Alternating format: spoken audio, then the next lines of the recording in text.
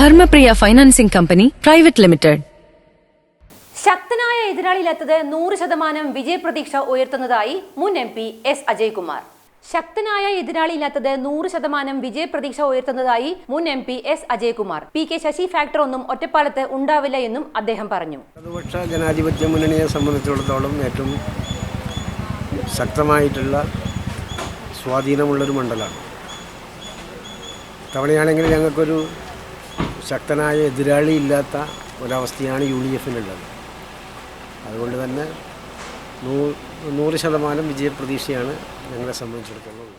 കഴിഞ്ഞ തവണ UDF-ന് ലഭിച്ച വോട്ട് പോലും ഇക്കുറി UDF-ന് ലഭിക്കില്ല എന്നുകൂടി അദ്ദേഹം പറഞ്ഞു. യഥാർത്ഥ കോൺഗ്രസുകാർക്ക് സ്ഥാനാർത്ഥി നിർണയത്തിൽ വിരോധമുണ്ടെന്നും അവരെല്ലാം LDF-ന് അനുകൂലമായി വോട്ട് നൽകുമെന്നും അദ്ദേഹം പറഞ്ഞു. യഥാർത്ഥത്തിൽ കോൺഗ്രസിൻ്റെ ആദർശം ഉയർത്തിപ്പിടിക്കുന്ന പഴയ കോൺഗ്രസുകാർക്കും അതുപോലെ തന്നെ ചെറുപ്പക്കാർക്കും കടുത്ത വിരോധമാണ് ഇദ്ദേഹത്തോടും UDF നേതൃത്വത്തോടും കോൺഗ്രസ് നേതൃത്വത്തോടും ഉള്ളത്.